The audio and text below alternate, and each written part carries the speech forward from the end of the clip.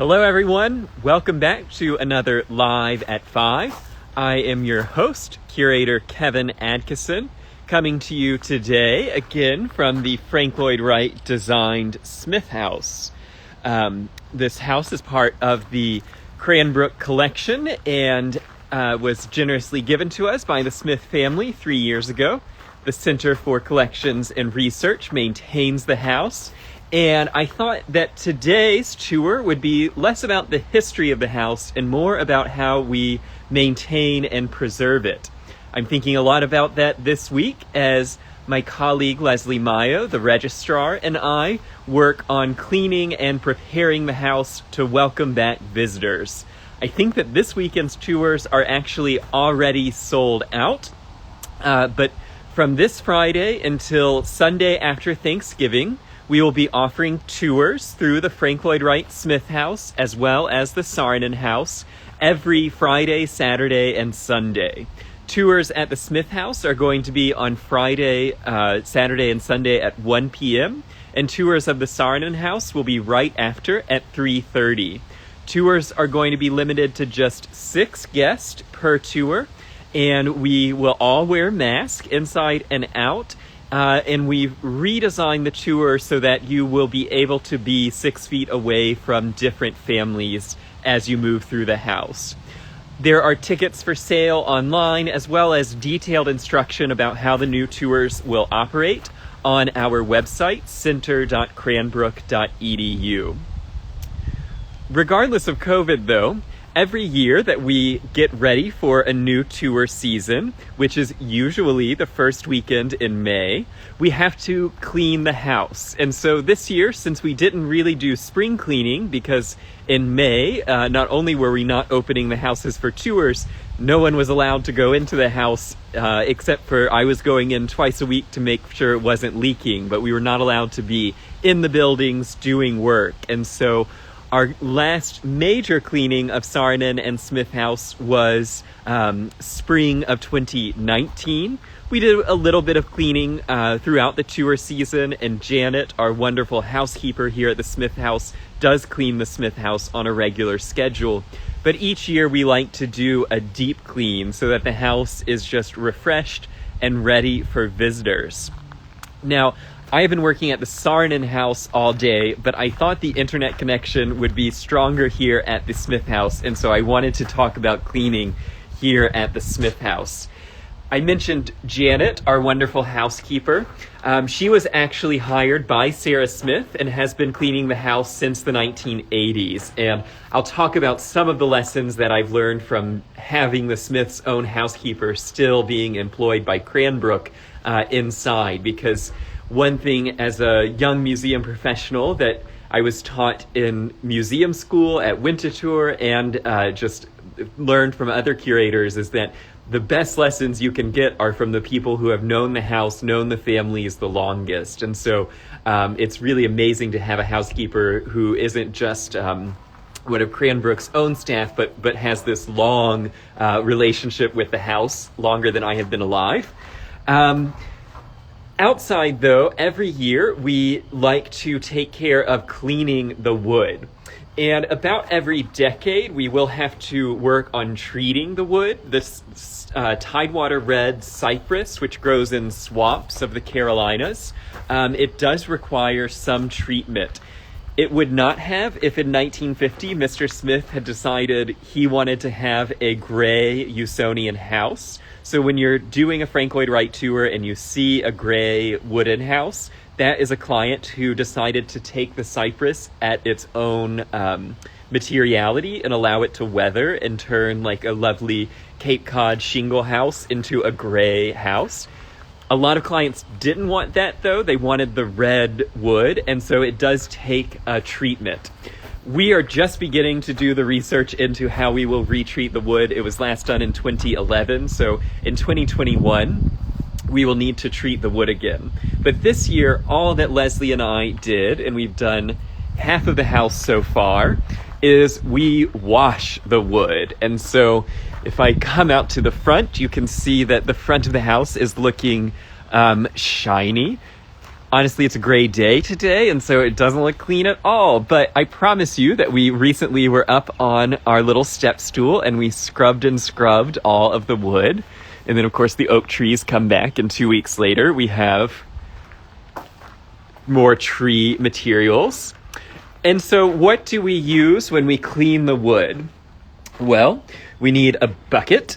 And so we put 1 tablespoon of Orvis paste, which is essentially a very, very mild soap. It's a neutral synthetic anomic detergent. And so we don't want to use any type of anything that you could get at the Home Depot cleaning section is really not what we want to put on the house. This is essentially horse shampoo, which we have also used tail and mane on the house. You just put a droplet of that, you add water here, and then we use synthetic brushes. We could also use animal hair brushes, but just something that's really soft. I mean, this feels like a face exfoliator. This is not bristles, because you don't want to be scrubbing the house like you're washing the dishes. You just want to remove any of the dirt and grime that's been dropped on the house. And so we use this very mild soap and a very soft brush. Sometimes, though, you have to get harder things off the house. And one lesson from art conservation that is really important for working at a museum, but honestly, it applies to your own house too, if you want things to last their longest and to look their best. And that is to always use the least aggressive technique possible to achieve the result you want. Everything in life is slowly but surely disintegrating. And so as a museum, I'm not trying to keep this house looking day one perfect. I'm trying to slow down its degradation as much as possible and then be comfortable with whatever damage is done to the house. The house would be in better shape if we never went into it and didn't show it to visitors. But that is a terrible way to run a museum. So I'm okay with having visitors walk through on the floor. I'm not okay with visitors touching things, so they don't touch things. And so when it comes to cleaning the house, if I can just use a hose and water and just hose the house down, great. If I need to use the shampoo and the brush, that's going to get off all of those little oak tree droppings. But sometimes you have something that's even more stuck, perhaps animal dung or a vine, and then we start using something slightly more abrasive. And what I like to use are these little pads, which are actually made out of walnut shells. And the walnut shell technique is known to anyone who has brown wood furniture. You can use a walnut shell to help repair a crack or to help buff out a scratch on a piece of furniture. And so these little pads are just gently processed walnut shells, and they're not scratchy. This is not how you would clean sort of lasagna off a pan, but it does really well at getting organic material like a vine or bird poop off of an organic material like the wood or the brick. And then the last thing that we use if something is really stuck on, we have these little plastic scrapers, and we don't want to use razor blades because we could cut the house. But we have 2 types of these little plastic scrapers, and I use these, which it says it's scratch-free tool. I use these because for a long time, vines were allowed to grow on the house. They really should never have been on the house. They were not here in the Smiths' time. Slowly but surely, though, I am working off 1 brick at a time. Honestly, it's so time-consuming, and it begins to hurt your hand. And so this is much longer than a fall cleanup, but slowly but surely I am working on getting each one of these tendrils off the house using my little plastic scraper tools. Now, for the rest of the fall cleanup outside, the driveway has recently been restored as part of our landscape restoration plan with Fleur Detroit, so that is looking great to welcome visitors. I realized today that I really need some do not walk on the grass signs, so I'll try and procure those by Friday. But for the most part, the outside landscape has been really beautifully restored and brought back to life by Fleur Detroit. So I just, before I streamed live, used a little bit of water and a cotton cloth, and I cleaned off the Frank Lloyd Wright tile so that guests coming in can appreciate his signature without any little water droplets on it. And notice that I said I used a cotton cloth and water. That's really all it takes to get the rain splatters off of that little tile. And so if I can do it without any soap, without any detergent, or without any type of special product, I will. The gentlest solution to clean the product is what we want. So I'm putting on shoes now and closing the door because I think it is all of 60 degrees out. And so inside, we haven't actually started our fall cleanup yet, but I wanted to just show you some of the tools of the trade that we'll be using. Now, when Janet cleans the house, she is doing a sort of cycle. We have tours every week, and so every week she's going to dust the floors, sweep the floors. Occasionally, I'm not sure how many times a month, I should know, she vacuums all the floors, and then once a month she does mop all the floors. And again, she's using very gentle organic materials, and we don't use things like any type of product that promises new shine or like new furniture, because that just includes chemicals that we don't know how they're going to interact with our wood or with our concrete floor. And so we're just trying to clean. We are not trying to get this looking like a decorator show house or a real estate house. So what do Leslie and I do as the curator and the registrar when we clean the house? Well, we are concerned with the art objects. And so what we are going to focus on tomorrow and Friday is cleaning all of the works of art that are visibly dirty. And I say visibly dirty because you are most likely to damage a piece in a museum when you are moving it. And so if this Maigrotel pot, our vessel, if I look at it, it's a little bit hard to tell. Is that a piece of dirt? Or, yep, so that's just a little piece of dirt down there. How did that get in there? Who knows? The house, when we give tours, it's fully open. People walk in, they walk out. We replace the furnace and things. And so somehow a little piece of dust have gotten in there. Do I need to wash this pot with soap and water to get that out? Absolutely not. And so that is a piece of visible dirt that I want to get off of the item. But I'm not going to sort of walk this to the sink or use a bucket and water, because as you can imagine, holding this into a sink and spraying it, much more likely that I could chip it on the side of the sink, or that I could hit it with the spigot, that it would slip out of my wet hands and shatter. And so if I can treat this entire piece without ever moving it, that is what I'm going to do. We look at something like this and you think, how do we ever clean that? Well, we don't. There's really just no way. And when I look at it, I can't see any dust, so I'm going to ignore it. Something like this, a similar story. There's a lot of risk involved if I took the vacuum cleaner to this piece, that I could undo some of its braiding. And so perhaps once or twice a year, probably even less, once every 5 years, we'll gently take this over with a vacuum. But mostly, I can't see any visible dirt, so I'm not going to clean it. And that's how Leslie and I will clean the house. We'll look sort of behind pieces and see, if there's a spot where Janet hasn't reached it, because we do ask that she not move the art, which there's so much art in the house that, the housekeeping is limited somewhat by what we ask her to do versus what she would do if this was her own house and you would take everything off and dust behind it. But for the most part, we're going to do a very gentle dusting and a very gentle vacuuming across the objects. And so what do we use for that? And these are products that you could have in your own home. First of all, like I'm sure all of you, we use old towels that at some point were something else. We use old bed sheets that are 100% cotton. Those are great for any type of, gentle buffing, even dry, getting a smudge or a fingerprint off an item. Never underestimate the value of a broom to just be able to dust up ant carcasses or any other bugs that you have.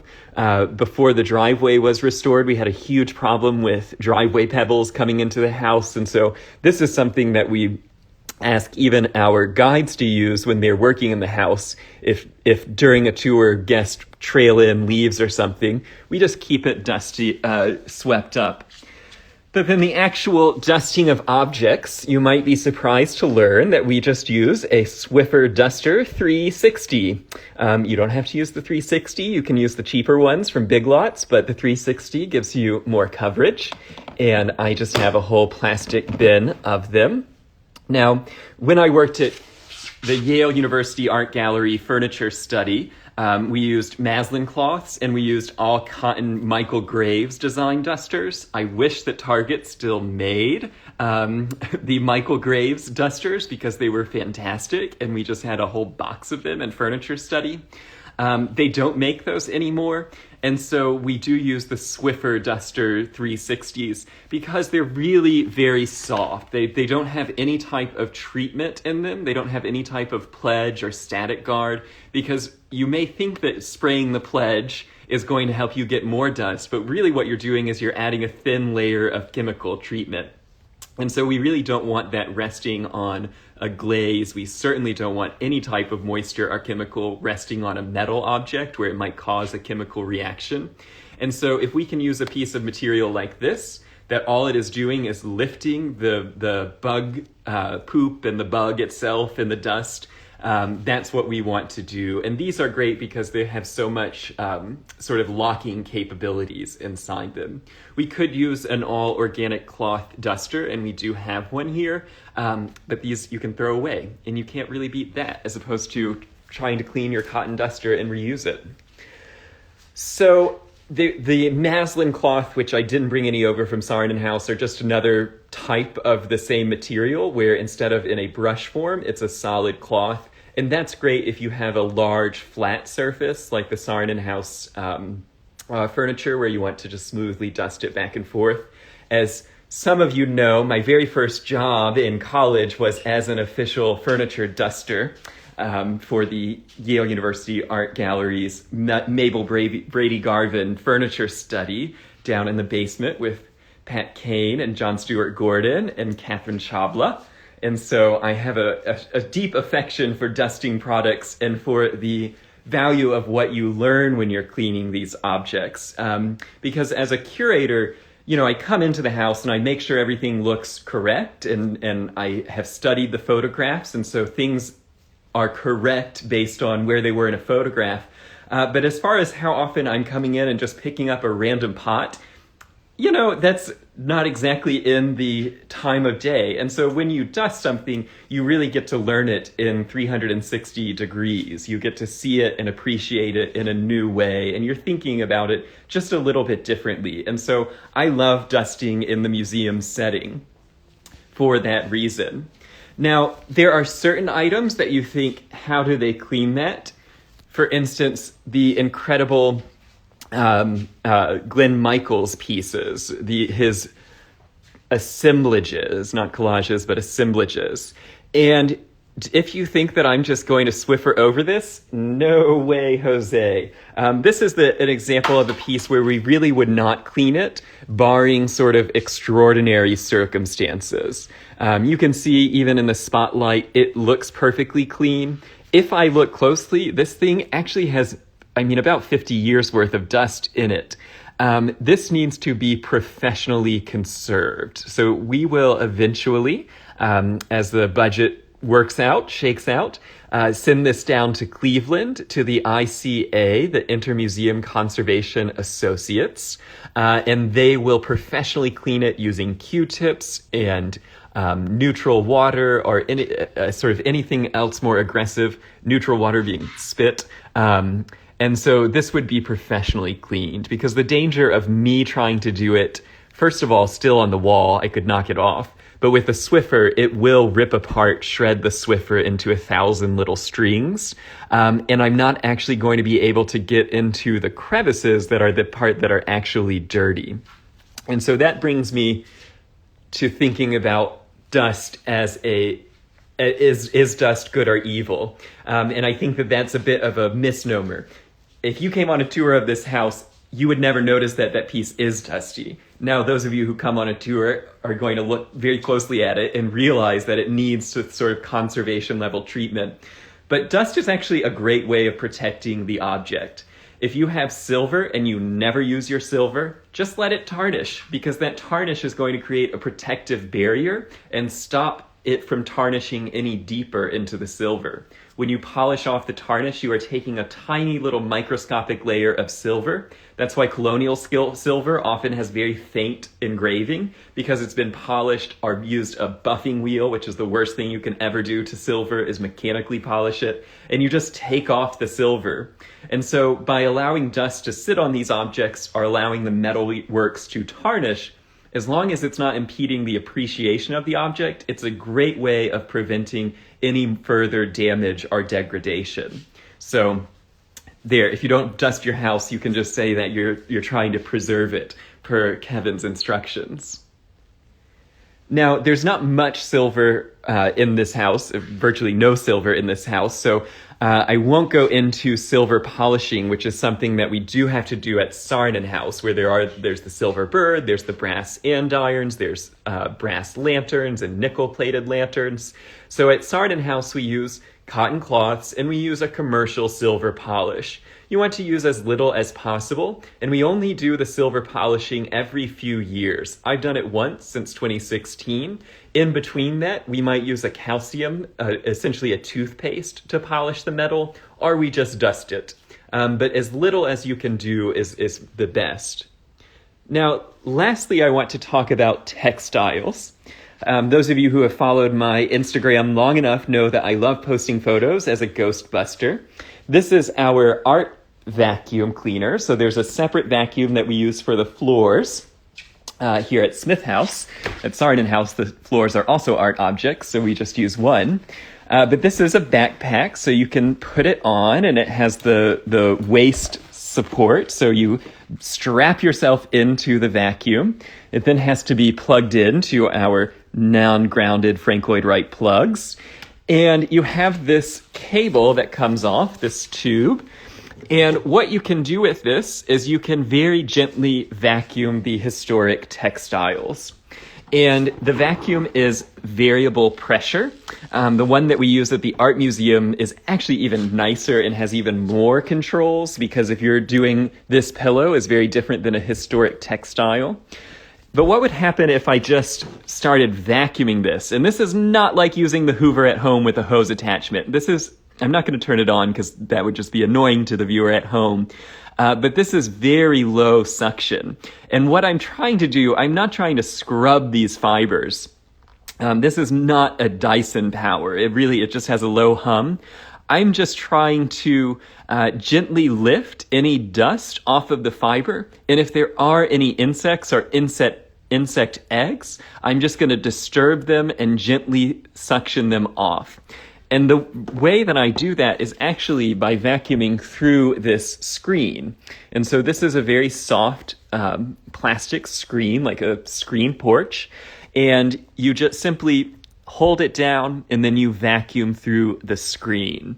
Now, with these fringe pieces, it's kind of just a attempt to agitate it as much as possible. If there is anything living in it, that's a whole nother treatment. We would freeze the pillows. We possibly have to send them off for conservation. But for the most part, an annual placing of the screen over and then vacuuming will lift all the dust. And what we do for the sort of more major works is that we keep them covered. So this is black Tyvek. Tyvek is both a synthetic material, and so when the Tyvek is rubbed on the wool, it doesn't create any type of pulling or piling. It doesn't damage the textile beneath it. And we use the black Tyvek because it blocks out visible light. So the Tyvek itself is blocking out UV light, and then the black is helping to block out visible light. it's protecting the textile, and then I'll come through, I'll put my screen down, and I'll vacuum over all of these pieces. And the screen is going to keep from pulling. So instead, if there were a loose fiber here, if I was vacuuming without the screen, I could potentially just unravel into the vacuum and destroy the work. And so the screen helps the object stay in place while all the dust and any critters are lifted out. Beyond just the Tyvek on the textile, all of our windows have also been treated with a protective film. And so you can, maybe if the camera will focus, you can just see that inner line. If you wear contacts, it sort of looks like the edge of a contact lens, but there is a UV protective film. The big line is just the caulking of the glass. It's actually a very minuscule little line, letting through about 96% of visible light. So the house is slightly tinted, but it's protecting the objects on a day-to-day basis. So I don't know if anyone has any other questions about how we clean the house. Tomorrow I'm picking up the coffee tables from the art conservator, Mark Gervasi, who has restored the coffee table. So it will be exciting to have those back and on display in the living room, and the lights that are sitting on the floor will head there next. There's a lot of cleaning to be done before tours start on Friday. Saarinen House, in its most excellent design supremacy of sort of every element mattering, is a much more nerve-wracking house to clean because everything is so much more visible, those clean lines, and it's a lot more of running the vacuum across all sort of 3,000 square feet of the museum on all the floors. We also vacuum all the walls because those are grass cloth. We vacuum all the ceilings because those are plaster. So mostly I will be vacuuming Saarinen House for the next 3 days, but I'll come by Smith House and give it a once-over as well. If you ever have any questions about caring for your objects, there's tons of resources online with the American Museum Association or with the Midwest Museum Association, the MMA. And there's lots of techniques, including a series of the winter tour guides to caring for your collection. And that's actually what we use when we have a question about some material. If it's an unusual metal alloy or it's a strange sort of piece of the collection that we don't quite know what to do, you never want to treat it like a shirt where you sort of iron the inside and see if it stains, or, you know, like the tie pin says, do on a non-visible spot. You don't want to do that with an art object. And so we use things like the Winter Tour Guide to Caring for Your Collection to help figure out what the best way forward is. And then, of course, we have the resources to email our colleagues at other museums and say, how do you care for this? And always consult a professional if you're really concerned that what you're doing could cause more harm than good. The walnut shell pad that I use is just from Target. That is a recent thing that I discovered as I was looking on how to get the vines off. It's not an unusual problem for a historic building to have. And so I saw the walnut shell recommendation. I tried it and it does work-ish. It worked better on the wood than on the brick. So for the most part, revel in your dust, allow your silver to tarnish. What you want to do is to have the cleanliness of the house to not impede the appreciation by the viewer. If a guest takes a tour through Cranbrook and they say, wow, Cranbrook is beautiful and filthy, then I have not done my job as a curator and Leslie has failed as a registrar. If instead the guest comes through and says, wow, Cranbrook is amazing, what a total work of art, and they've never thought about the cleanliness, how we were cleaning, how often we were cleaning, then we have done our jobs. And there's so much in this house to clean. Leslie, I famously made her once take apart an entire fake plant leaf by leaf as we gently brushed every single leaf. But once you do that, you don't have to do it again for quite a long time. No one's living here, so it does not get as dirty as it would in your own house that's open and cooking. We do none of that, and so I feel like now, after 3 years of cleaning this house, we're at the point where it's pretty clean, and now we're just doing sort of maintenance dusting. We don't have to get so in depth. Thanks so much for joining me for another Live at 5. I'm excited to start the tours again. I don't know if there are any tours left this weekend, but if there are, I'm going to be your guide. So if you want a curator-led tour for a standard tour price, which is not normally the case, book a tour for this weekend and you will have me as your guide. Wish me luck with all the cleaning. I have a nice little apron that I wear so I don't get filthy. We do use latex gloves, not necessarily because we're afraid of dust and dirt, but it's more for the protection of the objects because when I'm moving something or holding on to something, I don't want to get it contaminated. So we change our gloves quite often in the course of the day because they get dirty and then we change gloves. Okay, thanks so much for watching. I hope this was interesting. This was a little bit different from our normal Live at 5s, but I thought it would be of interest to you, my loyal followers. As the world has continued to go more back to sort of a new way of being normal, I'm noticing that my followers here on Live at 5 on Instagram are really plummeting, which is great if that means that you all have gone back to work. But if you think there's a better time for Live at 5, maybe I should move the Instagram one.